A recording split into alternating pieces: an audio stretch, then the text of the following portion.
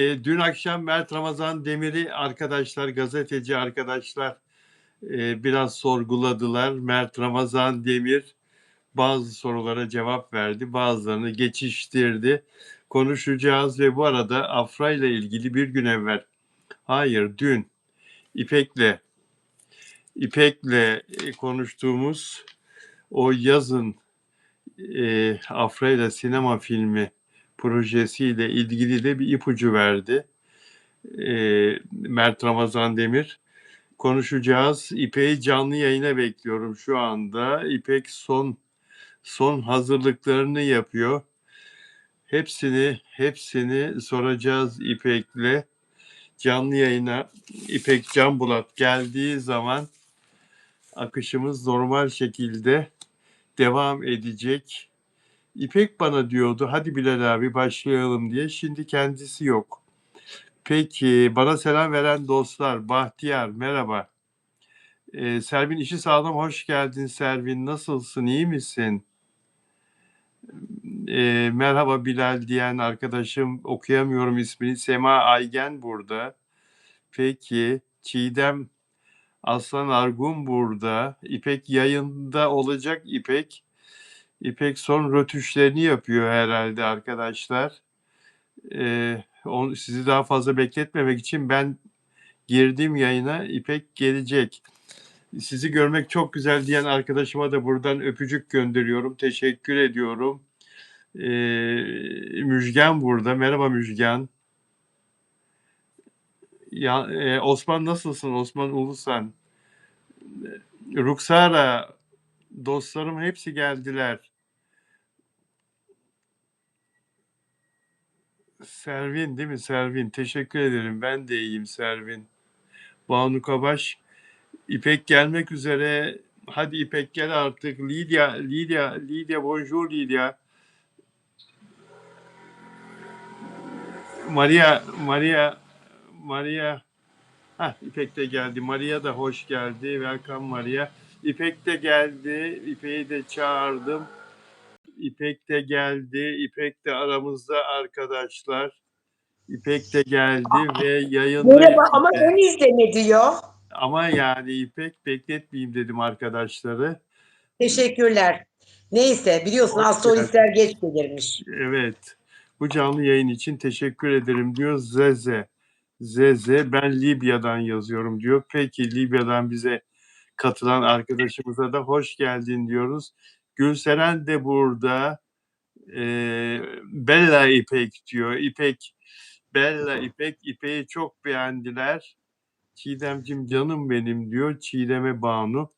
Peki İpek nasılsın? İyi misin? Hoş geldin canım. Ay vallahi çok teşekkür ediyorum. Sağ olun, eksik olmayın. Oldukça iyiyim bugün. İşte yayın için hazırlıklar yaptım. Dünden söz verdiğim konularım vardı. Onlarla ilgili çalışmalarımı yaptım.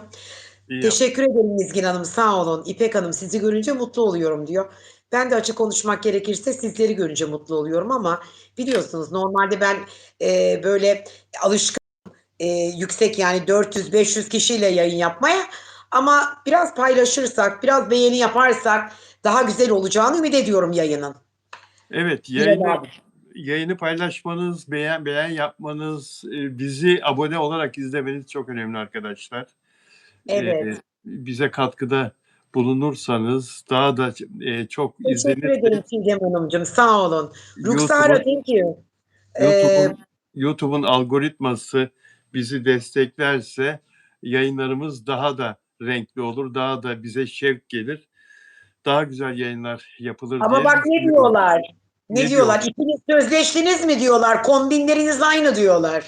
Ya bugün Cannes Film Festivali şu saatte 1 saat oldu başlayalı. Fransa ile saat farkından dolayı öyle söylüyorum. Başlıyor. Ben de Cannes'dan 99 yılında burada yazar. Bundan 27 yıl önce aldığım tişörtü giydim Cannes Film Festivali'nden. Onun hatırasına. Cannes'ın selamlıyorum Cannes Film Festivali'ni. O nedenle siyah giydim. Sen de siyah olunca böyle. Siyah giydim bugün. Evet. Ama festival için giymedim ben. Biraz kilo aldım da zayıf görüneyim diye giydim. Anladım. Sana her renk yakışıyor. Teşekkür ederim. Çok Her mersi. renk, her Evet renk sevgili yakışıyor. izleyiciler, takipçiler, dostlar, canlar. Bilal abinin bugün yayını biraz canlı kanlı olacak. İlk başta böyle bir giriş yaptık ama dün de size söylediğim gibi yayının sonunda lütfen ne olur yayının başında yahut da DM atıp da sormayın.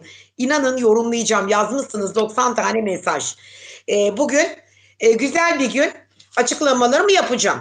Olumlu ya da olumsuz, müsbet menfi fark etmiyor. Bunları söyleyeceğim gerçekleri. O yüzden ayrılmayın, kaçırmayın. Hepiniz takipte kalın oldu mu? Ay Evet, teşekkür ederim Saracığım. Sağ ol canım. Saçımı beğendin. Teşekkürler. Sağ ol. evet arkadaşlar. Mert Ramazan Demir'i, Afra Saraçoğlu ve dün size söz verdiği gibi o konulardaki bakımlarını yaptığı değerlendirmeleri anlatacak İpek. Hepimizin bildiği gibi dün Delikanlı dizisi yayınlandı. Sondan bir önceki bölümdü bu. Haftaya son bölüm yayınlanacak ve yayından kalkacak Delikanlı. Reytingler düşük olduğu için. Ben haber vermek zorunda olduğum için bunu söylüyorum. Bayıla bayıla söylemiyorum. İlk kez 2 reytinge düştü. Mert Ramazan Demir'in Delikanlı dizisi dün akşam 2.31 totalde, 2.41 ABD ve 2.59 ABC'de reyting toplayabildi ancak iyi ki de yayından kalkıyor arkadaşlar. Dizi dedikten sonra yaklaşan yaz ayları ile ilgili benim de çok sevdiğim ve yazları yaşadığım İpek Hanım'ın da bir sürü ünlü arkadaşının yazları Bodrum evleri mu? evleri olduğu için orada yaşadıkları Bodrum'la ilgili bir haber gözüme çarptı. Sizlerle paylaşmak istiyorum. Yurt dışından bizi izleyen dostlar, Bodrum Tayland'daki Pattaya'dan daha güzel bir turistik merkez. Dünyanın en güzel turistik yerlerinden birisi. Türkiye'nin de çok güzel bir köşesi. Bodrum'da Kurban Bayramı ile birlikte restoranlar sezonu açıyorlar, lüks mekanlar. Bu yıl menülerini euro olarak oluşturmuşlar arkadaşlar. Ünlü bir işletmede lahmacun 30 euro, hamburger 42 euro menü listesinde fiyat yazmış. Ya şimdi bizim her ülkede o ülkenin parasıyla menüler oluşturulur ama bizde işte maalesef böyle bir özenti var ve lüks restoranlarda insanları kazıklamak istiyorlarsa eğer restoran patronları, işletmeleri böyle hamleler yapıyorlar. Oraya giden müşteriler de zaten fiyatların yüksek olduğunu biliyorlar ve bir tepki vermiyorlar ama bu halkın büyük bir çoğunluğu için böyle bir şey olmaz yani. Bunu insanlar kabul etmez. Oralara da zaten normal insanlar gitmez ama bunun böyle olması, anılması bile Bodrum'un pahalı bir yer olduğunu insanlara, yabancılara, gelecek olan turistlere gösterdiği için de çok yanlış. İpek sen ne diyorsun? Ben her zaman Bodrum'u pahalı bulmuşumdur. Kendi tabii ki vatanım, toprağım. Her zaman Bodrum'u sevdiğimi, beğendiğimi söylerim. Doğrudur evet. Bütün arkadaşlarımın yazdıkları orada idi. Ama ve lakin artık değil. Çünkü insanlar artık sakin, sükunetli, ne bileyim pahalı olmayan. Türkiye'nin ekonomisi ortada. Dolayısıyla bir Pattaya'yla da Bodrum'u mukayese etmek olmaz. Ben yakıştıramadım. Niye yakıştıramıyorum? Bodrum tabii ki benim vatanımın, toprağımın bir parçası. Öteki tarafta şimdi bir Pattaya ile bir Bodrum aynı olmaz. Çünkü bir defa ahlaki değerlerimiz var. Önce oradan gireyim konuya. Yok yok ben Pattaya'nın doğal güzellik ama olarak, doğa olarak da yine Bodrum 10 numara. Pattaya ile mukayese kabul etmez. doğa olarak Pattaya'da yoksa ne var? başka bir Tabii şey. canım yani eğlence ve fuhuş sektörünün olduğu bir yerle sen kalkıp da yani kim artık mukayese ettiyse Bodrum'a mukayese edemezsin arkadaşım. Mümkün değil. Öyle bir şey yok. Pahalı da olabilir. Hiç kırılma. Sen de oradasın yazın biliyorum ama bırak varsın olsun turistler geliyor zaten. İç turizmi onlar yapacağı jestleri yapıyorlar. Bak ben oranın en pahalı balıkçısına gittim. Turiste verilen rakamla bana verilen rakam farklıydı. Ama Yapsınlar. o da olmaz. Türkiye'nin ekonomisi başka. Adamların eurosu, sterlini, işte doları fazla. O Ona da göre doğru verecek. değil. O da doğru değil ama. Yani bu benim kendi fikrim. O da doğru değil. Ona bakarsan biniyorsun oradan şeye tekneye gidiyorsun yarım saat ileride Kos Adası'na. Kosa gidiyorsun. Tabii Yani orada da oradaki balık yiyor. Tabii bütün tabii tabii. restoranlarda fiyatlar hepsi standart ve asla gelen müşteriye cüzdan gözüyle bakmıyorlar. Kazıklamak istemiyor. Öyle bir niyetleri yok. Bak plaja tek kişi Bodrum'da şimdi bu plajların iskeleyle kapatıyorlar ya sahili. İskeleleri işletiyorlar. Tek kişi giriş 230 euro günlük. Ne Yo, demek bu? ben şahsen veremem yani Bilal abicim. Mümkün değil. Türk bükünde 230 Yo, euro veremem yani. tek İş kişi. insanı da olsam, yüksek gelirli bir iş kadını da olsam ben bu parayı veremem değil. Vermem. Ben vermem. Yani delilik ya. Delilik Delilik. Ya bunlar ben vermem, hakikaten 10 küsur bin çıldırım. lira vereceğim. Hiç yemek yok, içmek yok. Sadece kendi Allah'ımın devletime, milletime, toprağıma, vatanıma sunduğu denizi parayla bir içlerden alacağım. Ne saçmalık. Yok Çok yani, yapmam ben böyle bir şey. çok büyük saçmalık. Yani onun için insanlar akın akın Yunan adalarına gidiyorlar tatil yapmaya. O yüzden de aklı başında olan insanlar bu fiyatlara Bodrum'da tatil. Ben Bodrum'da Şimdi yaşıyorum ama ben bu mekanlara falan işim varsa, birisiyle randevum varsa gidiyorum. Yoksa kendi gezmek için asla ben bıkmışım bunlardan. Zaten yeterince gidip gelmişim ve şu anda ailemi falan asla böyle yerlere götürmüyorum. Çok daha uygun ama çok daha nezih. Hakikaten nezih. Ben oranın çok eskisi olduğum için biliyorum. Yerler var. Oralara gidiyorum ve makul bir şekilde yiyorum, içiyorum. Neyse ödüyorum. Ama böyle yerlere gitmek parasının hesabını bilmeyenler için. Kapıya vale geliyor. Valeye de 1.000 lira veriyor mesela. 5 tane 200'lük veriyor ya da Şimdi bir tane. Bilal abi, Türk milleti biraz biliyorsun bizim halkımızda vardır öyle. Evet. Sonradan görme insanlar gerçekten böyle afaki rakamları verirler, hava atsın diye kapıdaki valelere dolar veren de var yani. Vermeyen 100 yok. dolar veriyor Dolar adam. da veriyorlar. 100 dolar Veriyor. veriyor. Evet, veriyorlar. Tabii. Bana Evet. yanlış geliyor. Yani bilmiyorum, bana çok yanlış geliyor. Ben Ben Londra'da çok iyi bir mekanda Uğur Cebeci ile yemek yiyorduk. Hürriyet Gazetesi'nin çok kıymetli müdürlerinden biri, benim eski dostum, arkadaşım. Yemek yiyorduk. 2 euro, 2 ne sterlin. 2 sterlin demir para vardır ya, pound.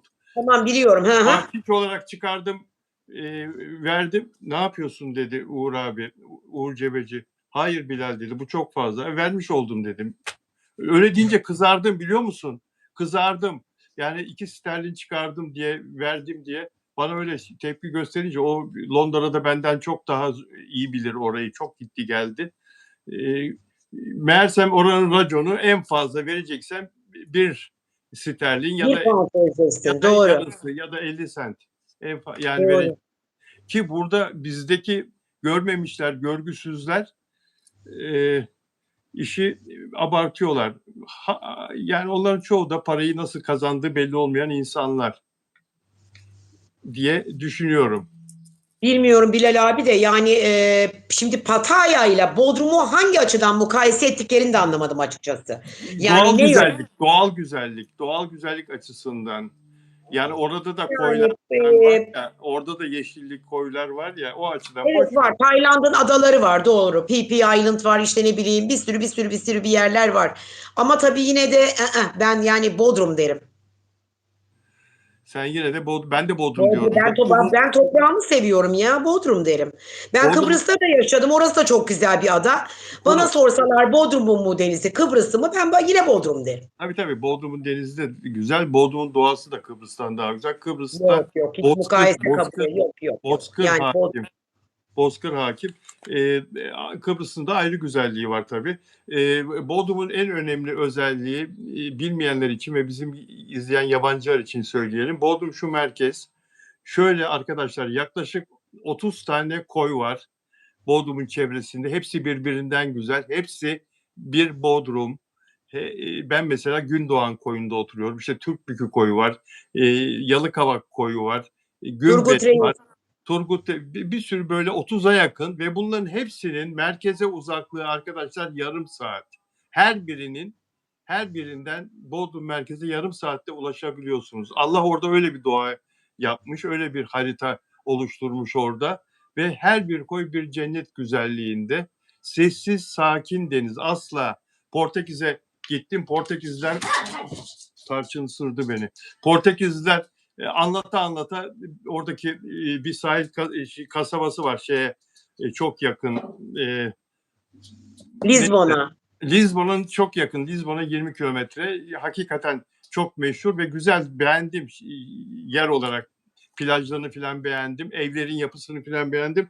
Anlatıyorlar. Sizin diyorlar işte Marmaris, Bodrum. Burası mı güzel, orası mı güzel? Yahu orada okyanus lacivert gece karanlık. Bakmaya korkarsın. Ve bir yükseliyor abi normal günde bile bir yükseliyor dalga bir geliyor 3 metre 4 metre filan yani. Bodrum öyle mi? Hep Hayır. koyların hepsi sessiz sakin deniz. Çarşaf gibi derler ya. Çarşaf gibi. Yani Allah bize çok güzel yer sadece Doğal Bodrum. güzellik vermiş vatanımız da gerçekten Türkiye o konuda çok şanslı. Özellikle de böyle Antalya, Bodrum, Marmaris, Köyceğiz o sahil yerleri Akdeniz ve Ege sahilleri hiçbir yere değişmem ben. Ne Portekiz'miş ne Kıbrıs'mış ne Bangkok'muş ne Phuket'miş ne Pattaya. Mümkün değil yani çok başka şeyler. Bir defa ikisinin de özellikleri iki yerinde özellikleri başka. Portekiz'i de çok sevdim. İnsanları harika. O da ayrı. Bunu da Gidemedim. söylemek Benim de kuzenim görevimiz. biliyorsun Lizbon Büyükelçisiydi. Evet. 2 sene önce. Ama maalesef geçen gün hani tanıştırdım ya teyzemle sizi. Oğlu onun. Lizbon Büyükelçisiydi ama 2 sene önce Fethiye'de e, boğuldu. Aa Ve canım benim. Başın yani sağ olsun. görevdeydi. Bayram için gelmişti. Başın sağ Evet. olsun. Başın sağ Teşekkür olsun. ederim. İnsanları hepsi çok medeni, çok iyi insanlar, çok sıcak insanlar. Öyleymiş. Evet davet Lizbon'un etmişti bayram Lizbon'un sonrası. Lizbon'un şehir olarak da güzelliği, o parklar, o heykeller, o papağanlar, şehrin içinde papağanlar serbestçe dolaşıyor. Kimsenin dokunduğu yani bizde nasıl Öyleymiş. Evet. kumrular, güvercinler dolaşıyor. Orada da ağaçlarda papağanlar. Yani orası da ayrı bir güzellik dedikten Şarapları da sonra meşhurmuş galiba. Şarapları da meşhurmuş oranın. evet ama ben içmediğim için test etmedim. Fakat herkes şişe şişe getiriyordu uçakta. Bilal Alışveriş abi yap. sen de almıyorsun alkol değil mi? Almıyorum. Aynıyız seninle. Ortak noktamız bu. Alkol ve sigara almıyorum. Ben Almıyorum. alkolü yok. Elektronik içiyordum onu da bıraktım. Ciğerlerim Bıraktım. rahatsız değil ama tabii bıraktım kesinlikle. Ama alkolü asla ağzıma sokmam. Nefret ediyorum alkolden. Evet. Ee, peki alkol sağlığa zararlıdır dedikten sonra Zararlı. bu akşam Abi dizisi var. Afra Saraçoğlu'nun rol aldığı Abi dizisi var. Abi dizisinin ikinci sezonu olacak mı? Devam edecek mi? Etmeyecek mi? Henüz bir açıklama yapılmadı. Ne zaman tatile girecek? Sezon finali yapacak. Bütün diziler açıklama yaparken Abi dizisiyle ilgili herhangi bir açıklama yapılmadı. Bu da kafaları karıştırıyor. İnsanlar acaba Abi dizisi bir sezon yapıp sonra yayından kalkacak mı diye sorguluyorlar sosyal medyada. Çok enteresan. Buna karar vermek çok zor değil.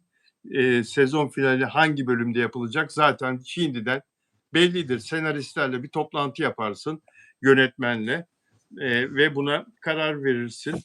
Ama böyle bir muamma var.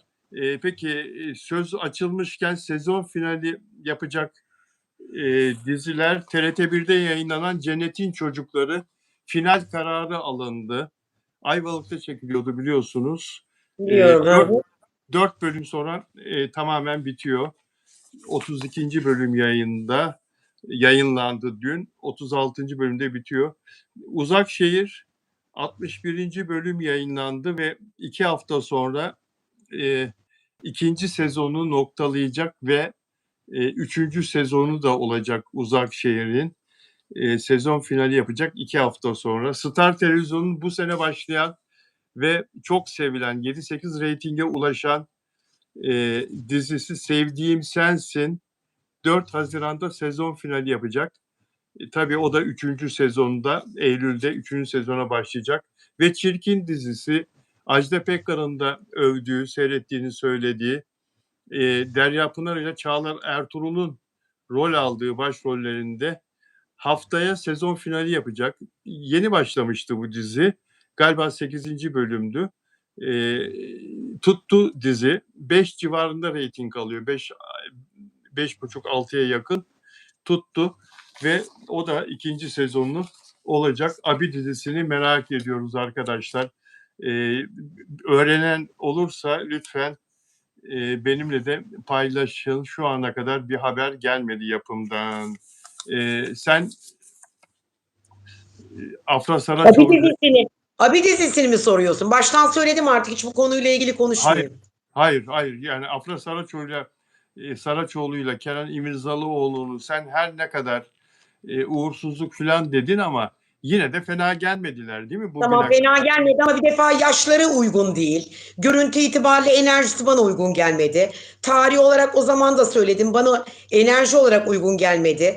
Kötü bir gün, kötü bir tarih. Dolayısıyla çok da iyi gelmedi bana.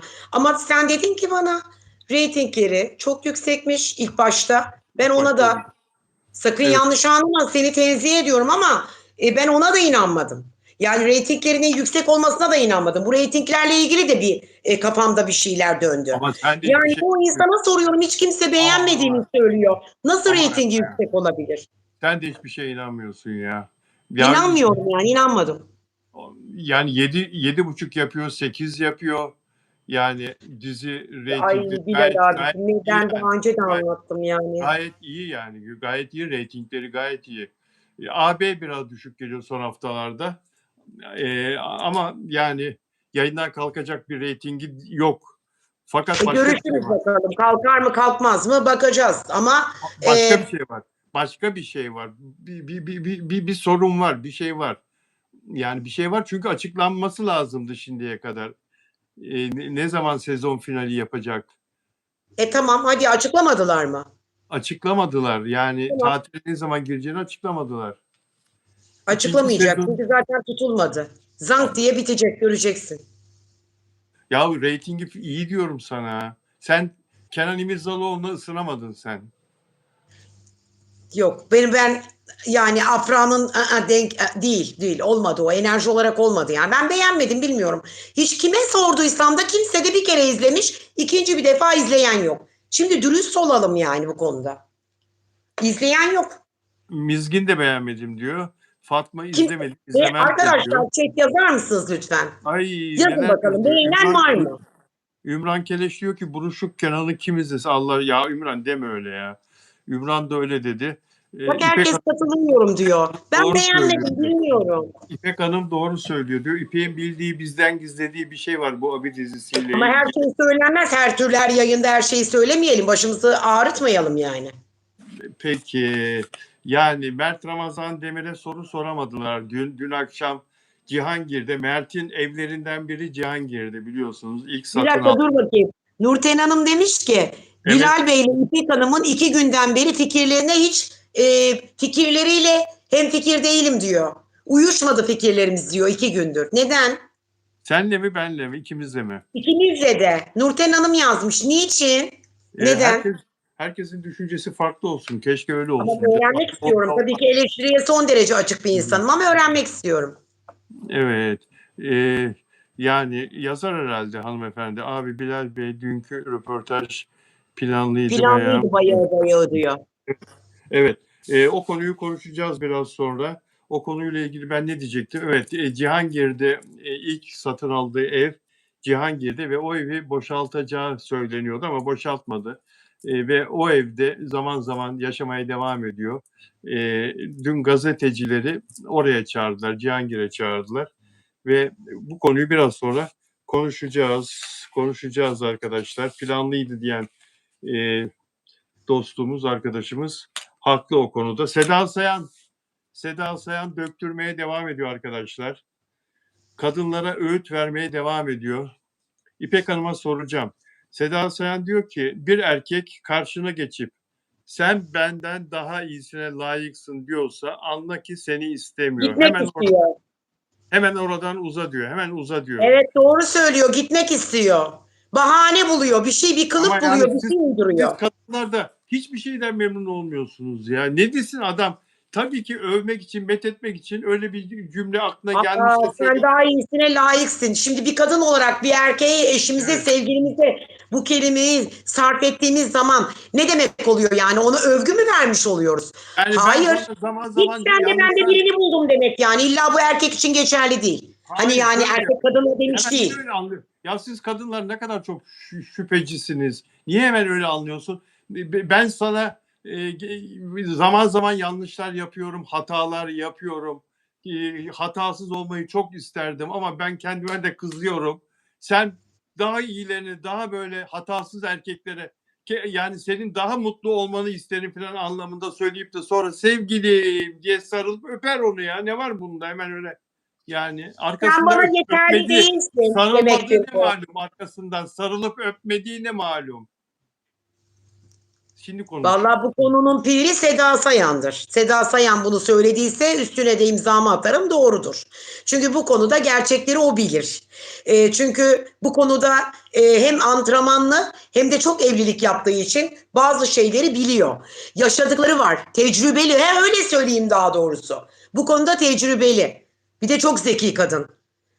Demek ki bildiği bir şey var ki söylüyor bunu. Doğru söylüyor. Aslında burada kılıfını yapıyor karşı taraf. Sen daha iyiliğine layıksın demek. Yani işte sen de yoluna git, ben de yoluma gideyim. Sen de iyisine layıksın, ben de iyisine layığım, ayrılalım demek. Ya da birini buldum, yoluna git demek. Yani vallahi diyor ki Seda Sayan bu klasik bir yalandır diyor. Bu erkeklerin klasik bir yalanıdır diyor. Bir de böyle Doğru, genelliyor Seda Sayan. Ha? Doğru mu? Doğru mu? doğru. Yalan bu. Yalan. Sen daha iyisine layıksın ama şimdi şurada bir yanlış var. Bunu sadece bir erkek bir bayana değil, bir kadın da bir erkeğe söylediği zaman yine içerik aynı oluyor. Anlatabiliyor muyum? Kadın da erkeğe söylesen benden Tabii de. mesela ben sevgilime diyeceğim ki sen çok daha iyilere layıksın. Ya da eşime diyeceğim ki ya ben senden yaşça büyüğüm. Sen çok iyilere layıksın. Gencine layıksın, güzeline layıksın. Bunları diyebilirim. Ama şunu diyemem tabii ki. Daha eğitimlisine layıksın diyemem. Gencini, güzelini her erkek bulur ama o eğitim konusu falan tartışılır o bölümü. Senle ilgili konuşuyorsan özellikle senin eğitimine kim yetişebilsin ya? Hem Ya burada en iyi okulu okudun hem gittin Londra'da Bilal abi kaç tane okul okudun. bak, Yani güzellik konusunda, gençlik konusunda bir şey söyleyemem ama bir evet, misyon, bir vizyon, bir aile, bir kültür, bir eğitim, tahsil, akademik kariyer konusunda orada biraz karşı tarafa sustururum yani. herhalde senin anneni gördüm, teyzeni gördüm. Saraylı kadınlar gibiler maşallah. Çok teşekkür Allah ederim, sağ olun. Anneleri de öyleydi, saraydan çıkmaydı anneannem.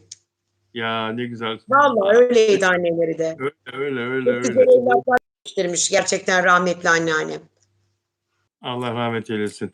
Ve Seda Sayan diyor ki, Seda Sayan kim? Yurt dışından bizi izleyen arkadaşlar bizden iyi bizi tanıyorlar ama ben yine söyleyeyim.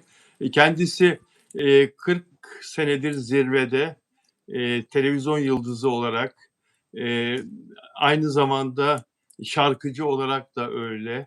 Haftada 2-3 gala yapıyor. Çeşitli lokallerde, Türkiye'nin çeşitli lokallerinde ve yurt dışında çok sevilen bir şarkıcı ve televizyon yıldızı. Hem televizyonda programı var hem YouTube'da yayın yapıyor. Şimdi diyor ki 7 kezden evlendi. 7 kez evlendi. 7. eşiyle beraber. Allah bozmasın 4 yıldır da son eşiyle mutlu bir hayat sürüyor. Aman Allah nazardan saklasın gerçekten. Amin. Amin. Artık yani bu Ev, 8. fazla olur biraz çünkü bundan aman sonra. aman aman aman aman. Evlilik hazırlığının Yapıştılar. Bu seferi deneye deneye düzgününü buldu. buldu. Kendini daha ziyade sayanının sevenini değer verenini buldu. Yakışıyorlar da Saygılı birbirlerine. sevdiğini, Tabii. değer vereni buldu. Güzel cümle. Evlilik hazırlığındaki gençlere düğün yapmayın diyor. Ya bu düğünü diyor altın toplamak için yapıyorsunuz biliyorum diyor. Ama astarı yüzünden pahalıya geliyor diyor. Hiç uğraşmayın. İban verin, İban. Nikah yapın, İban verin diyor. Takıyı falan boş verin. İban'a nakit yollasınlar diyor. Nakit para, keş para yollasınlar diyor. Haklı mı sence? Yine Seda mı söyledi? Seda söyledi. Düğünü diyor işte onu çağırdın beni çağırmadın. Aman düğünde o yemek olur mu? Bu tatlı olmamış. Pasta Çok yüksek. eleştiri olur. En mükemmel 5 yıldızlı otelde Çırağan Sarayı'ndaki düğün bile eleştirilir. Unutma bunu. Düğünlerin Eleştiri. dedikodusu bol olur. Çok doğru Çok. söylemiş. Bu Doğru. kadının bütün analizleri 100 üzerinden 100. Ya. Doğru. Hakikaten Ama yani. İBAN'a da göndermezdim ben. Ben artık altın da götürmüyorum düğünlere. Boşanacaklarını bildiklerimin düğününe de gitmiyorum. Hissediyorum önceden. Gitmiyorum. Yazık diyorum onlara verdiğim altın. Olmuş 44.000 TL. Bir cumhuriyet, bir ziynet altını, büyük altın. Ay hiç diyorum bunlar da boşanacaklar diyorum. Daha giderken elbisemi giyerken hazırlıklara başlayacakken bir enerji geliyor. Suyunu veriyorum. Yok diyorum gitmiyorum vazgeçtim diyorum. Ya bir de mesela sen şimdi tam altından söz ettin. Tam altın takıyorsun. Senin bir düğünün olduğu zaman falan davet ettiğin insanların da sen ona taktıysan bu karşılıklıdır. Bu adettir. Onun da sana takması lazım. O sana geliyor çeyrek takıyor mesela filan. Böyle durumlar da oluyor. Bunlarla hiç karşılaşmamak için en Ben iyisi karşılaştım. Ben emin ol karşılaştım. Her gittiğim düğüne en lüks, en iyi altını götürdüm. Ben evlendim 5 yıldızlı otelde. Diyeceksin ki karşı taraf, ay belki de bütçesi yoktu. Yani o kadar komik bir altın getirmiş ki çeyrek bile değil. 8 ayar mı diyorsunuz? Satılmıyor ya bile kuyum. Ay o çıkının içinde ne deniyor hani topluyorsun ya böyle altınları. Onu da sevmiyorum artık. Utandım. Yani o düğünü yaptığıma da utandım. O keseyle gezdiğime de utandım. Seda Sayan çok doğru söylemiş ya bu kadın. Vallahi doğru söylemiş. Utandım. İnan utandım o keseyle gezdiğime. İçinden sahte bak altınlar mı çıkmadı?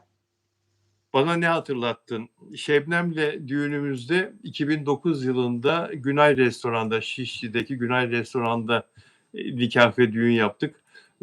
O Şişli Belediye Başkanı Mustafa neydi? Sibel Can'ın kocası, babası. Sarıgül. Sarıgül. Sarıgül emirim. Evet, Türkan Şoray, Muazzez Ersoy, İbrahim Tatlıses, 7 tane sanatçı nikah şahidimizdi.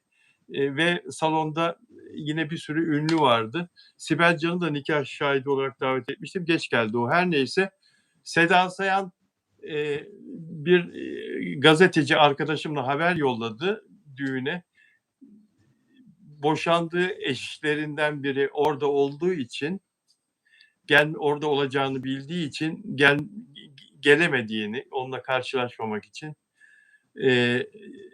iletti bana. Ancak hem Şebnem'e hem bana şöyle bir şey yolladı.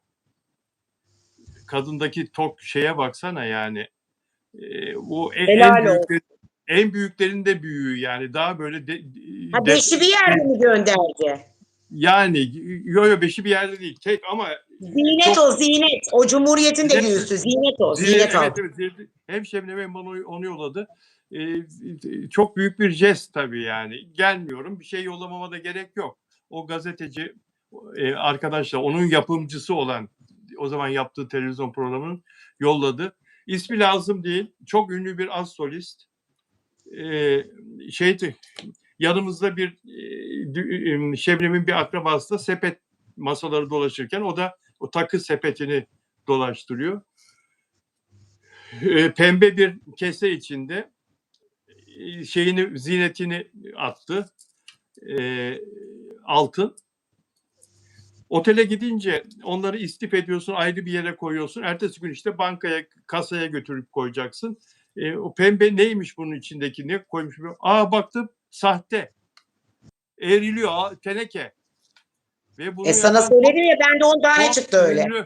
Çok ünlü bir az solist. Ben Ay inanmıyorum. Bilal'ciğim boynuma Şebnem'le konuşurken Şebnemciğim filan. Ya istemiyorum. Niye getiriyorsun? Niye veriyorsun? Mecbur da değilsin. Bu skandal. Bunu niye yapıyorsun ki kendine bu kötülüğü? Daha çok kendini küçülttürdün böyle. Evet, Hiç gerek var. daha iyiydi.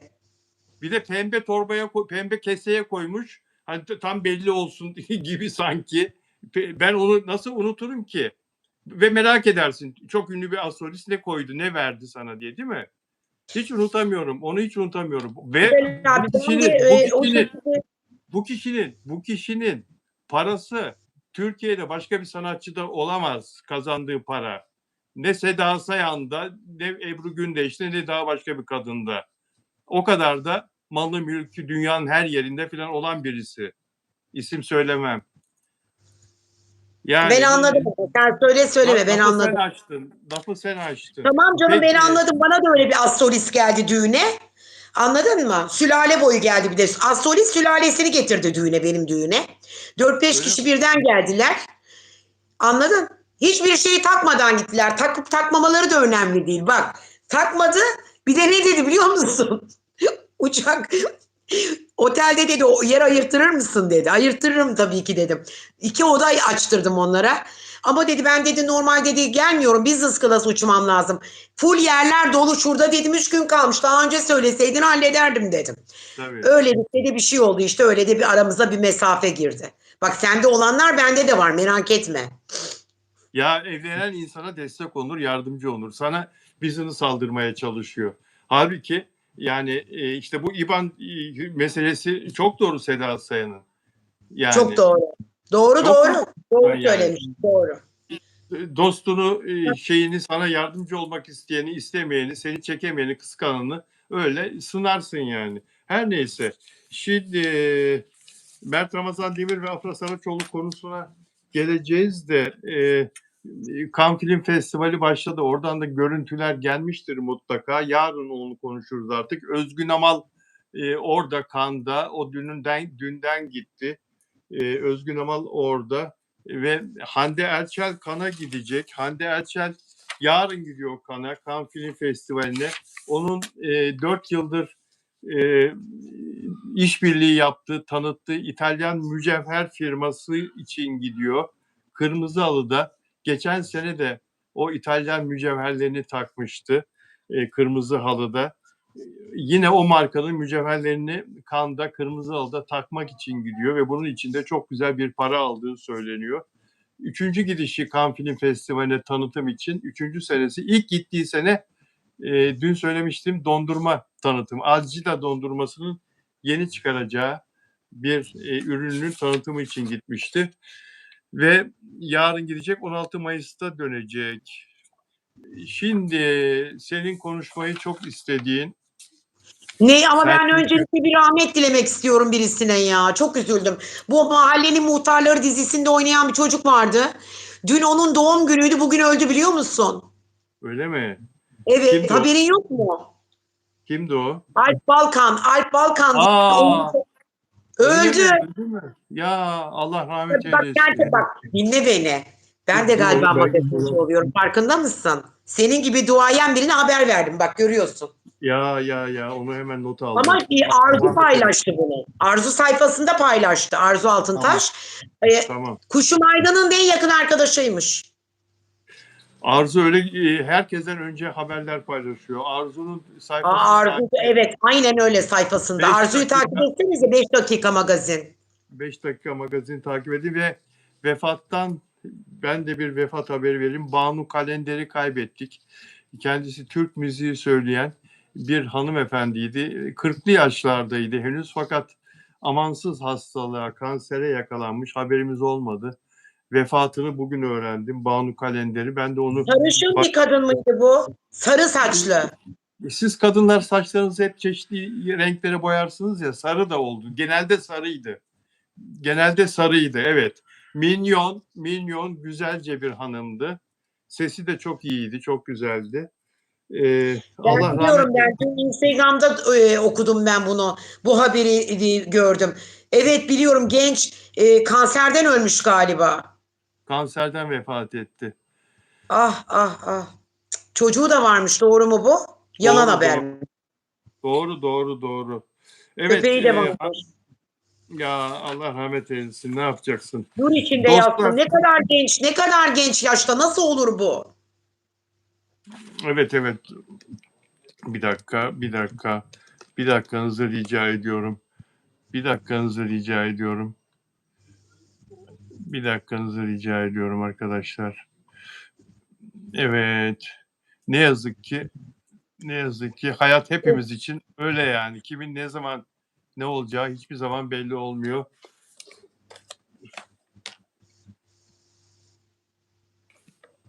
Hiçbir zaman belli olmuyor. Evet.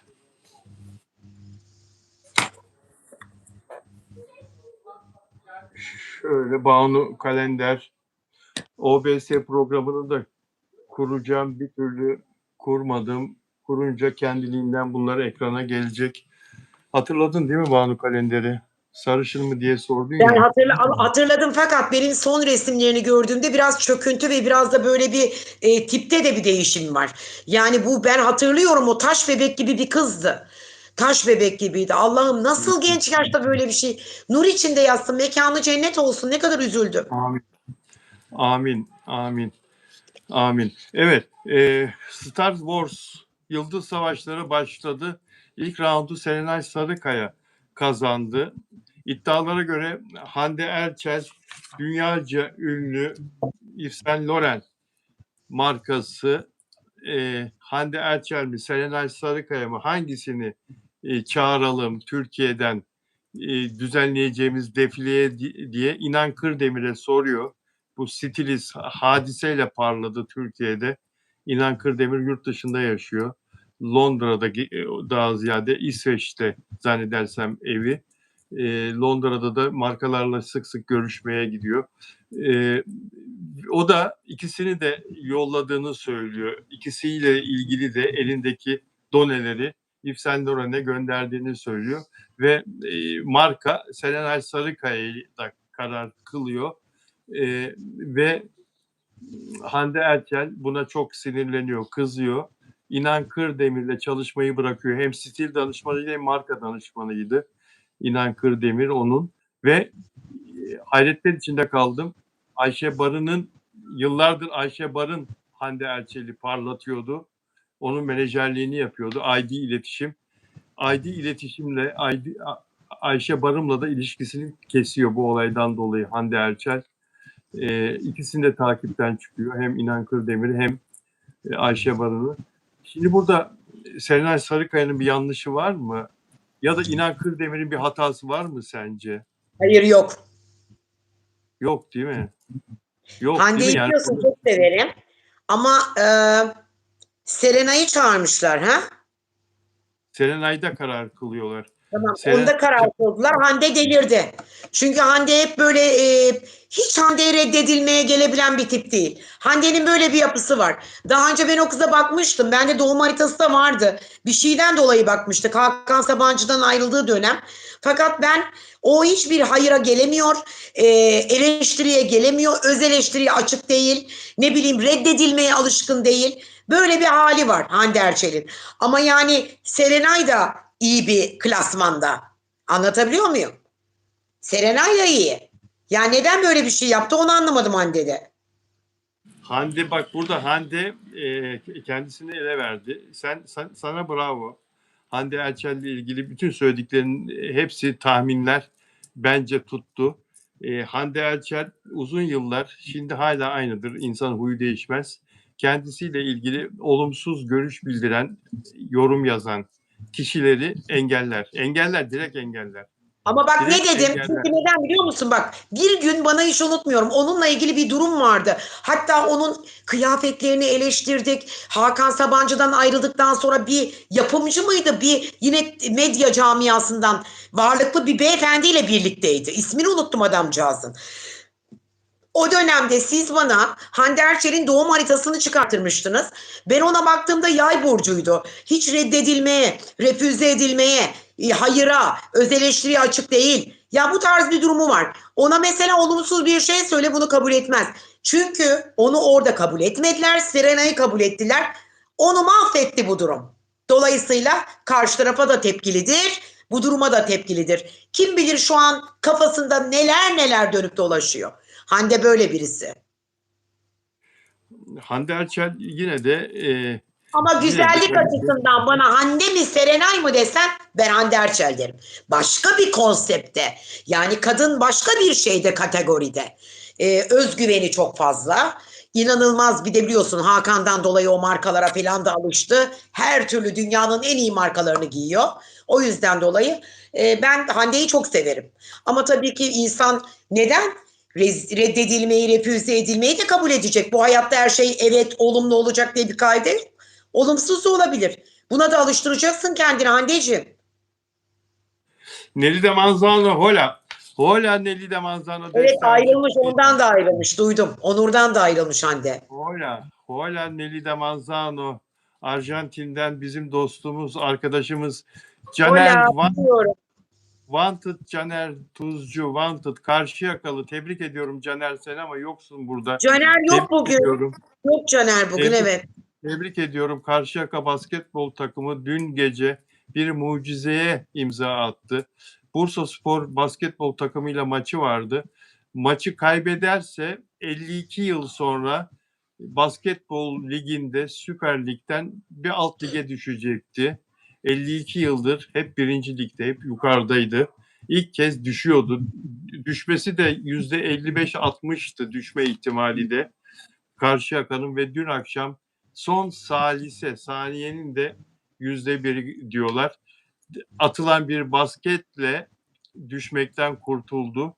Mersinspor düştü. Ona da yazık oldu ama Caner de Karşıyaka'da yaşıyor, bizim arkadaşımız. İzmir'in güzel semti Karşıyaka'da yaşıyor. Caner'i tebrik ediyoruz. Caner burada mı? Caner yok. Caner bunu dinler sonra. Peki arkadaşlar. Bu arada gece muhabiri Samet Aday'ın haberine göre Serenay Sarıkaya çok sevdiği senarist arkadaşı Ece Yörenç ile, Ece Hanım'la birlikte İtalya'nın Sardinya adasına taşınıp orada yaşamaya karar vermiş. Uzun süre gidip gelecek tabii, işleri oldukça, ama uzun süre Sardinya adasında yaşamayı, kafasını dinlemeyi, biliyorsunuz İtalya'nın Sicilya'dan sonra en büyük adası, Akdeniz'in hatta en büyük adası Sardinya adasında. Böyle bir haberi de verelim Serenay Sarıkaya ile ilgili. Şimdi Serenay Sarıkaya ID iletişimi sahibi Ayşe Barım'ın kankası. Adeta onlar kan kardeş denir ya. Birbirlerine o kadar bağlılar. Ayşe Barım'la birlikte New York tatilleri, Uzak Doğu tatilleri falan baş başa yaparlar. Hande Erçel de bunu çok iyi biliyor tabii ve yıllardır Serenay Sarıkaya'nın aynı ajansta kollandığını herhalde düşündü yakınlıktan dolayı ve en son bu olayda tuzu biberi oldu ve ajanstan ayrılmaya karar verdi, takipten çıktı. Ama Serenay da başarılı bir insan ya. Serenay da başarılı, Hande de başarılı, ikisi de başarılı. Yani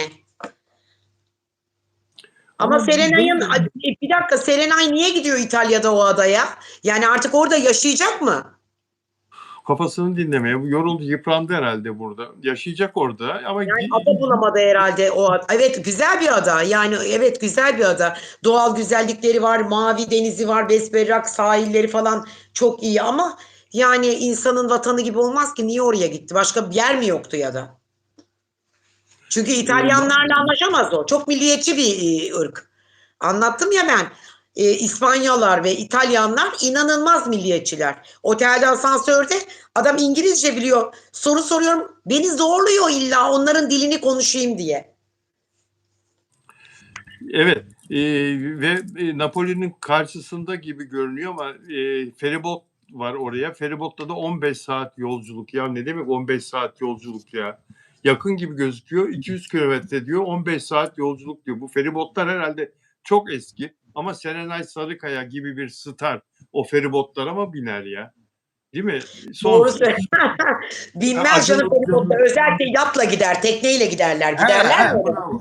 Acun Tabii oradan Ilıcalı'nın kiralarlar, özel bir tekneyle giderler. Yani bilmiyorum ama güzel bir yer. Schengen, biliyorsun, vizeyle gidiliyor oraya. Vizesiz bir ada değil yani.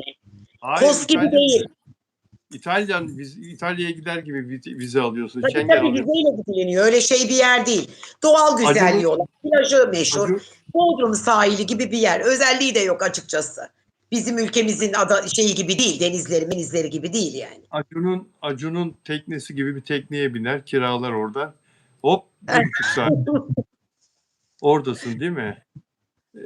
Acun sever öyle şeyi. Acun'a rica etse Acun bile götürür. Sever Acun öyle denizde surat yapmayı, bir yerden bir yere insanları. Çok misafirperver bir insan Acun Ilıcalı ya. Kimleri taşımadı, nerelere götürmedi. Acun Ilıcalı Çeşme'de evi var biliyorsun. Misafiri geldiği zaman mesela yurt dışından ya da sevdiği bir dostu, arkadaşı, hadi diyor kahvaltıya Yunanistan'a gidiyoruz diyor. Oradan Mikonos'a Allah gidiyor ya. Allah. O teknesiyle Mikonos'a gidiyor. 40 dakikada Mikonos'ta ya. Yani Mikonos'a oradan feribot falan gitmeye kalksan of 6-7 saatte anca gidersin. 8 saatte Ne anca kadar gidersin. güzel. Oh Kahvaltıya vallahi. götürüyor. Kahvaltıya Götürür, götürüyor. bu hayatı hak ediyor çünkü yıllardır çalışıyor adam. Aynen öyle. Bu Bir hayatı hak saniyenizi ediyor. rica edeceğim. Bir saniyenizi rica edeceğim. Bir dakika. Bir Aa, dakika. bugün Bilal abi evde yalnız. Benle baş Biliyorum. başa Evet. kaldınız. Biliyorum. Zaten çok az zamanımız kaldı. Bir 12 dakikamız var. Tabii ki ben konuyu yani daha doğrusu programı kapatmadan önce dün size söz verdim. Bunun bütün bilgilerini, bütün işte ikisinin analizlerini hepsini çıkarttım ama Bilal abi gelmeden sizlere açıklama yapmayacağım. O yüzden her şeye inanmayın. Her duyduğunuzda yorum yapmayın. Doğru bilgiler aslında evet doğru. Magazincilerde var anlık bilgiler. Ama bazı şeyler de reyting uğruna söylenen yalanlar da var piyasada. Onların da farkındayım. Ama tabii ki size bütün gerçeklikleriyle her şeyi anlatacağım. Ee, Belki üzüleceksiniz, belki sevineceksiniz. Ben gördüğümü söyleyeceğim. Beni eleştirebilirsiniz de. Böyle de bir hakka sahipsiniz açıkçası. O yüzden de bir şey şu anda yorum yapmıyorum ama Bilal abi konuyu açtığı an itibariyle bütün yorumumu yapacağım. Çünkü biliyorsunuz yayının sonunda hep bu konuyu dile getiriyorum. Ama şunu da söylemek istiyorum size. Yayının sonunda bunu getiriyorum ama yayına başlamadan önce DM'ler atıyorsunuz. Şimdi de söyleyeyim, son kere söyleyeyim. Ne olur hep bu konuyu yayın sonunda konuşuyorum. Tamam? Bilal abi. Evet dostlar. Evet dostlar. Şimdi dün akşam Mert Ramazan Demir evlerinden Cihangir'de birinin ilk evinin olduğu Cihangir. Ben haberde ayrıntıyı seviyorum. Onun için ayrıntılı anlatmayı seviyorum. İlk evinin olduğu Cihangir İstanbul'da barların, kafelerin çok olduğu ve ünlülerin rağbet ettiği bir semt. Cihangir'deki evinden çıkıyor ve ileriye park ettiği, 100 metre aşağıya park ettiği motosikletine doğru yürürken de gazeteciler onu orada bekliyorlar. Televizyoncular, yaklaşık 10 arkadaş ve onu görüntülemeye başlıyorlar. Mikrofon uzatıyorlar. Birlikte yürüyerek motoruna kadar gidiyor. O arada sorular soruyorlar kendisine. Elbette bu bir tesadüf karşılaşma değil. Mert Ramazan Demir'in dizisi bitti. Menajeri,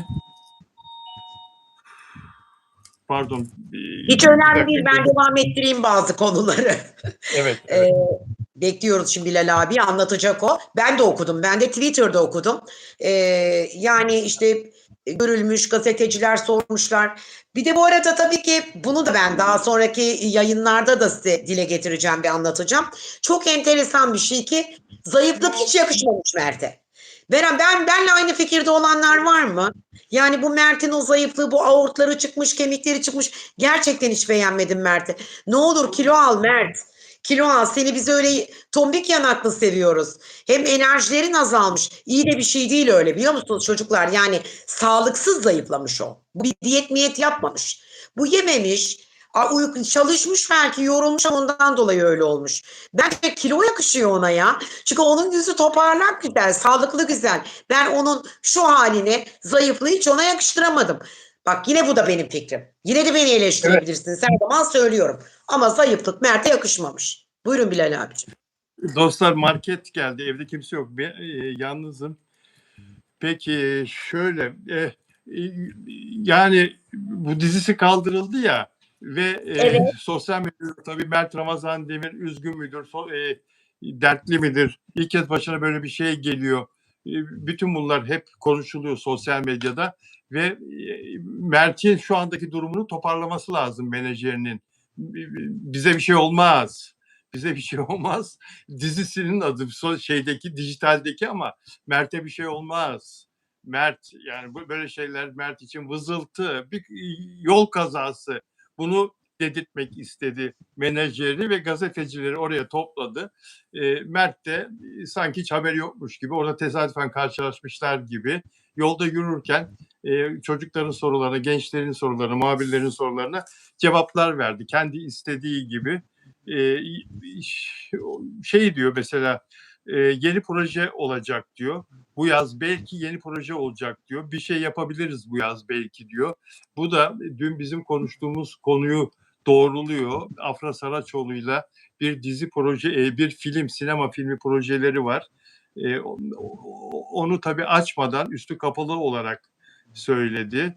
İşte kafamı dinleyeceğim diyor. Bir detoks, bir tatil planı var mı? Yurt dışı planı var mı diyor. Daha öyle bir şey yok diyor. Dinleneceğim diyor. Muhabir yalnızlık devam ediyor. Hayatınız yalnız başınıza diye böyle saçma sapan bir cümle kurdu. Ya sorsana sevgilin var mı? Kiminle birliktesin? Senin gibi yakışıklı insan yalnız olmaz. Kim var hayatında diye doğru düz bir soru sorsana. Ağzından bir soru çıksın muhabir. Oysa ki muhabir sanki Mert Ramazan Demir'miş, kendisiymiş gibi yalnızlık devam ediyor. Hayatınız yalnız başıma, hayatımda yalnız başımayım gibi saçma sapan bir şey söyledi muhabir. Soru soramadı yani. O da aynen diyerek güldü. Öylece o soru da güme gitti. Sorsana Afra Saraçoğlu ile beraber misin? Sorsana Poyraz diye birisini tanıyor musun? Duydun mu? Poyraz Yosmaoğlu diye bir isim sen duydun mu? Tanıyor musun? Ben olsam Poyraz'ı Artık sorarım. ben bu ismi de çok fazla anmak istemiyorum. Hayır, çünkü o başka ya, o başka. O başka. Tamam da ama yani prim veriyoruz karşı tarafa. Sanki Afra para için bu adamla birlikte. Bir dakika. Şimdi Afra Saraçoğlu'nu sevenler diyor ki Poyraz'ı meşhur etmeyin. Hayır, biz meşhur etmedik Poyraz'ı. Poyraz'ı Afra Saraçoğlu'nun çevresindeki bazı insanlar sağa sola haber uçurarak o Kopenhag'a gittikleri zaman öne çıkardılar. Biz meşhur etmedik ama şu anda Poyraz diye bir adam Afra Saraçoğlu'yla ilişkilendirildi mi? Ben gazeteciyim arkadaşım. Bu adam neyin nesidir? Neden ortaya çıkarıldı? Anladın mı? Londra meselesi nedir filan. Bunlar benim kafamda soru işareti. Afra Saraçoğlu'yla ilişkisi yok. Tamam ama bunu kim ortaya attı? Ben bunu Mert'e de sorarım. Sen duydun mu hiç bu ismi? Ben böyle bir isim duymadım. Yani. Sorarım ben. Ne cevap vereceğini bilmiyorum. Sorarım kardeşim. Bana materyal lazım. Ben araştırma yaparken Mert'ten gelecek saçma da olsa bir cevaba da ihtiyacım var benim. Kim o ya? Gördüm, beğenmedim. Tipsizin teki. Kim? Afra öyle şeyle birlikte, öyle birisiyle birlikte olmaz da diyebilir belki. Belli mi olur? Yani. Ne bileyim bak yine yenildim. Yayının ama yani şu 50 dakikasına kadar gayet iyiydim.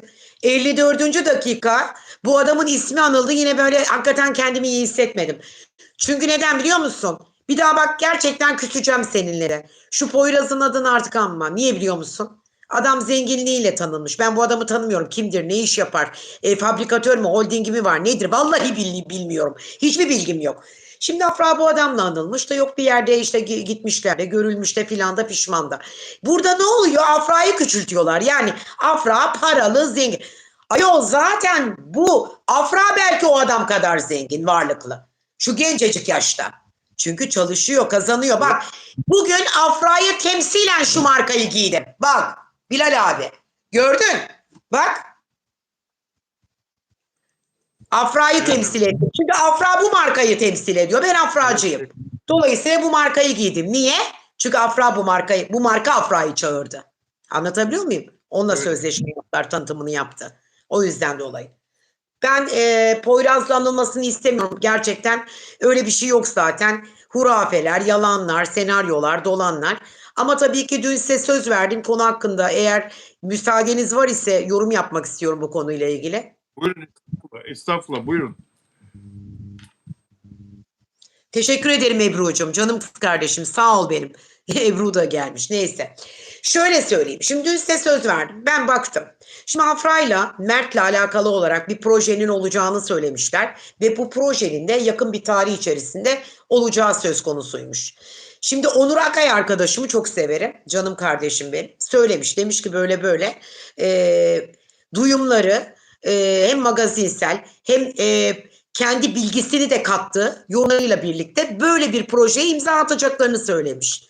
Şimdi ben baktığımda buna böyle bir projede bir adım var, istek var, enerji var, bir çaba var ama böyle bir olay enerjiyle, çabayla yüksek bir frekanslı olur. Şu tarihlerde ve yakın tarihte yok. Anlatabiliyor muyum? Şu yakın bir tarihte yok. Sonra sükût hayale uğramayın. Hani böyle illa kendinizi öyle kanalize etmeyin. Ha illa da biz bunları göreceğiz, olacak, bitecek. %1 milyon doğru diye düşünmeyin. Ben gördüğümü söyledim. Yakın bir tarihte değil ama gün doğmadan neler doğar? Belki ileriki zamanlarda başka bir proje olabilir. Evet böyle bir proje beyinsel olarak doğru konuşuluyor. Adım atılabilir. Ama bu doygun bir enerji değil. Ben enerji uzmanıyım. Çok böyle tokluk sağlamamış. Yani %100 aman şu tarihte bu olacak. Birden ikisi bir arada böyle bir proje yapacaklar, imza atacaklar diye %1 milyon buna netlik kazandırıp size de bunu söyleyemem. Gerçekten söyleyemem. Gerçekten bana biraz zor bir ihtimal gibi geliyor. İnsanları yanıltmak, onlara ümit vermek dünyanın en günah şeyi. Tevekkül eden bir kadınım. Sizleri aldatmak değil, sizlere doğru bilgileri magazinsel olarak da değil ama hem enerji olarak hem de böyle nasıl anlatayım? Biraz da yani tevekkül ettiğim için farklı boyutlarda enerji olarak, frekans olarak size iletmek isterim. Ben böyle bir şey açıkçası yakın bir tarihte görmedim. Son Doğrusunu dakika söyleyeyim. haber, son dakika haberi okuyacağım şimdi. Çok çarpıcı bir haber. Ondan önce şunu söyleyeyim ama dünkü gazeteciler, muhabirler konuşurken Mert Ramazan Demir'le Mert kendiliğinden yazın bu yaz bir iş yapabiliriz dedi. Ve yazında konuşulan, geçen yaz içinde konuşulmuştu, gerçekleşmedi. Afra Saraçoğlu ile çekecekleri bir aşk sinema filmi projesi vardı. O olabilir belki. Öyle bir ümit her zaman içimizde olsun.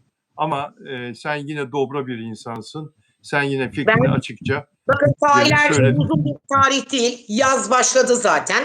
Eylül ayında, Ekim ayında da bitecek. Biz de göreceğiz burada. Ama tabii ki yine de diyorlar ki şimdi bana yazmışlar. İşte İpek Hanım Mert'e sordular. Röportaj yaptılar. Gazeteciler, televizyoncular sordu. Yine yalnız mısın? Yani Mert ne diyecekti pardon? Ne diyecekti? Farz-ı misal Afra'dan ayrıldı. Hayatında bir başkası var. Çok güzel bir aşk yaşıyorum diyebilirdi. Değil mi? Ya da bize tanıştırabilirdi. Demez. Ya da bize Demedi. söyleyebilirdi Afra hayatımda falanca Saraçoğlu var diye. demedi. Bak şimdi beni kızdırma. Beni kızdırma. Demedi. Afra Saraçoğlu ile birlikteyken 2 sene beraberlerken çok güzel bir aşk yaşıyorum dedi mi Afra ile ilgili? Demedi. Demez. Demez. Demez Başkası da işte olsun. onu diyorum Afra da olsa zaten. demez. Demez. Demez. Demiyor Ne zaten. bekliyorlar Demez. gazeteciler? Ha, tamam. Afra'yla Tamam. birlikte değil demedim. Ben asla böyle bir şey, ben ayrılıklarına asla inanmıyorum. Bana yazıyorlar hep. Ayrıldılar İpek Hanım niye ısrarla? Ya bildiğimiz bir şey var ki söylüyoruz. Bir dakika ben dün de size söyledim. Benim akrabam değil, babamın oğlu değil. PR'cı değilim. Bir komisyon almıyorum, bir parayla bu işi yapmıyorum. Ne kadar yanlış konuşuyorsunuz. Böyle bir şey yok. Biz sevdiğimiz için söylüyoruz. Bir araya gelsinler, evlensinler, yuvalarını kursunlar diye. Belki de beynimizdeki frekans daha önceki oynadıkları o diziyle bağdaşlı bir şeyler çıkarmaya çalışıyoruz. Anlatabiliyor muyum? Ama bana diyorsunuz ki yok işte ayrılmadılar efendim. Herkes her şeyi ulu orta açıklamak ya da açık açık yaşamak zorunda değil. Bilmediğim bir şey olsa zaten anladınız mı? Böyle bir şey yok. Ne bildiğin bir şey yoksa ümit verme diyor Özlem Kara. Ha anti galiba bu da. Ya antiler yine geldi mi? Geldi Yine tabii geldi abi. mi ya? Yani moderatörler nerede? Şunları susturun, atın, engelleyin, bloklayın. Şu antileri niye alıyorsunuz buraya? Halka açık bir mecra Çünkü olabilir ama yanlış yani. Bak sinirlerimizi, enerjilerimizi bozuyorlar. Çünkü Yani bizden başka konuşan yok. aklınızı Mert'le Afra'nın ayrılığıyla bozmuşsunuz siz. Ne kötü kalplersiniz ya. Biraz kalbinizi temiz tutun. Yıkayın kalbinizi. Biraz bir düzgün düşünün. Oturun bir düşünün. Aynı şey size olsa ne yaparsınız? Günah değil mi? İnsanların ilişkileriyle ilgili yorum yapmak. Ayrılmalarını istemek. Elifçim ayrılmadılar. Ay bir dönem ayrıydılar. Doğru ama ayrılmadılar. O yüzden de açıklama yapmıyorlar. Yani Mert de bunun açıklamasını yapmıyor. Hayatımda biri var yoktur diye. Bakın dikkat edin yine yalnızım diyor. Zaten hiçbir yerde de yakalanmıyorlar. Yok öyle bir şey. Ama bakın ne diyorum? Bundan sonrası hakkında yorum yapamam. Bilemem. Her şey Allah'tan. 30 yıllık 40 yıllık evliler boşanıyor. Daha yani hani böyle ne derler dereyi görmeden paçayı sıvamak gibi olmaz. O yüzden bu konuyla ilgili de yorum yapamam. Anladınız mı? Ama ben gönül istiyor hep evlensinler, bir araya gelsinler. Biz o hani dizideki aşkı, dizideki enerjinin gerçeğini yaşayalım ve onlar bize bunu yaşatsınlar. Hepimiz bunu istemiyor muyuz? Bunu istiyoruz değil mi? Ne kadar ilgileniyoruz değil mi? Mert kilo veriyor, yanakları, aortları görülüyor. Kilo alsın diyoruz. Mert'e bu yakıştı. Yoksa niye? Biz onları çok sevdik. Biz onları gerçekten kalbimize, gönlümüze soktuk. Ben onların yuva kurmalarını istiyorum. Aksini iddia eden varsa ya da aksi de olabilir yazabilirsiniz ama hiçbir şey başaramazsınız. Yapmayın böyle negatiflikler. Evet, Allah'tan geldik, Allah'a döneceğiz. Tabii ki iyi konuşalım. Evet, hiçbir zaman olumsuz olmadım. Ayrılan çiftler için bile hep dua ettim biliyor musunuz? Barışsınlar diye. Hatta bir önceki yayınımızda Bilal abi söyledi. Pelin Karahan boşandı dedi. Nasıl üzüldüm biliyor musunuz? Üzülüyorum ben. Verilmiş bir emekler var evliliklerde. Öyle bekara karı boşamak kolay derler ama öyle değil işte. Verilmiş emekler var. Olmaz, yanlış. Bilal abicim. Kusura bakma biraz gerildim yine. Ben artık bıktım bu anilerden. Gerçekten bu yapılan saçma sapan yorumlardan. Çok sıkıcı bir haber okudum şimdi. Survivor Yunanistan, Acun Ilıcalı'nın yaptığı yarışma o da. Survivor Yunanistan yarışmacısının favorilerinden Stavros Floros, genç yakışıklı çocuk. Yarışma dışında balık tutarken bir turist teknesi geliyor çarpıyor ve bacağı kopuyor. Ampute ediliyor bacağı, tek bacağı. Diğer bacağında da sorunlar varmış. Hastanede yoğun bakımda ama stabil, hayati tehlikesi yok diyor doktorlar ama bacağını kesiyorlar. Acun Ilıcalı İngiltere'deyken haberi öğreniyor yapımcı. Türkiye Survivor'ı da yapan Acun Ilıcalı, yabancı arkadaşlar için söylüyorum. Yunanistan Survivor'ı da yapan Dominik'te çekiliyor ikisi de. Acun Ilıcalı da İngiltere'de şu anda kendi futbol takımının finali oynayacak. Birinci lige çıkmak için İngiltere'de final maçı var. Haberi alır almaz çok büyük üzüntü duydum. Hemen Dominik'e gidiyorum. Final filan umurumda değil. Acilen Dominik'e gidiyorum. İnşallah başka bir hayati tehlikesi oluşmaz diyor ama bacağını kaybediyor genç yaşta. 21 yaşında Stavros Floros. Fakat Bir dakika çok Survivor özür dilerim. Futbolcu muydu? yarışma içinde değil bu kaza. Stresini atmak için balık tutmaya deniz kenarına gidiyor. Deniz kenarında balık tutarken denizin içine girip yürüyüp balık tutarken bir turist teknesi motor geliyor çarpıyor. Ne sordun? Yunanistan yarışmacısı. Bir şey söyleyeceğim. Yunanistan'da Yorum yapacağım bu konuyla ilgili. sor Yine söyle. Survivor'daki gibi böyle koşuyor. Ayağını mı kullanıyordu bu çocuk? Evet. Normal bir sağlıklı bir insan ayağını kullanıyor falan Hayır değil ama yani. Survivor oyuncusu gibi miydi? Nagihan gibi miydi? Evet Survivor yarışmacısı anlatıyorum Tamam ya. ama nazara Survivor gelmiş işte anlamıyor musun? Bu yarışmada neresi kullanılır? Ayak kullanılır. Çocuk çok büyük bir nazara gelmiş. Ayağından olmuş. Anla bunu. Yine bak şeyle alakalı bu. Kötü bir enerji, kötü bir frekansla alakalı. tek Çok büyük bir bacağını nazara kaybediyor. gelmiş çocuk. Yazık. Peki. Çok teşekkür ederim katkılarından dolayı. Çok teşekkür Rica ederim ederim. tekrar Ne demek, tekrar. ne demek. Rica ederim. Dostlar bugünlük de bu kadar. Bilal Umarım abicim her bundan şey sonraki yayın tarihimizi de söylersen çünkü benim buradan bir Instagram'dan takipçilerim var. Bak çok insan geldi benim dostlarımdan şu anda. Nereden baksan bir 40 kişi var. Anladın mı? tabii tabii tabii onu yarın söyleyeyim. Onu yarın Evet söyleyeyim olur lütfen mu? rica edeceğim. Bilal abi Yarın size sana zaten diğer yayınında bildirir. Siz de ona göre ben de buradan Instagram'dan yazarım. Hepinizi çok öpüyorum. çok Sevgiyle teşekkürler. kalın. Sağ olun. Kafanıza takmayın bu Afra ile Mert'i. Tekrar söylüyorum. Mutlu insanların mutluluğunu kıskanmak, onlarla ilgili kötü enerjiler yaymak aslında insanların kendine yaptığı haksızlıktır. Çünkü karşı tarafa verdiği frekans farkında olmadan enerji olarak kendine döner. O yüzden dolayı güzel düşünelim ki güzel şeyler olsun. Olmayacağını bilseniz dahi iyi düşünün. O iyilik yine sizde olsun kalsın. Her zaman için dualarınızı ihmal etmeyin. Onların ilişkileriyle ilgili olarak duyduysanız bile kötü bir şey, Allah'ım bir araya getir. Bir arada olsunlar, küsmesinler, kırılmasınlar, evlensinler, yuva kursunlar deyin. Yine bakın göreceksiniz. Güzel yaşatın, güzel yaşayın. Hepinizi çok öpüyorum. İyi akşamlar diliyorum. Kendinize iyi İyi bakın. Hoşça akşamlar. kalın. Sevgiler. Ağzına sağlık. Sevgiler.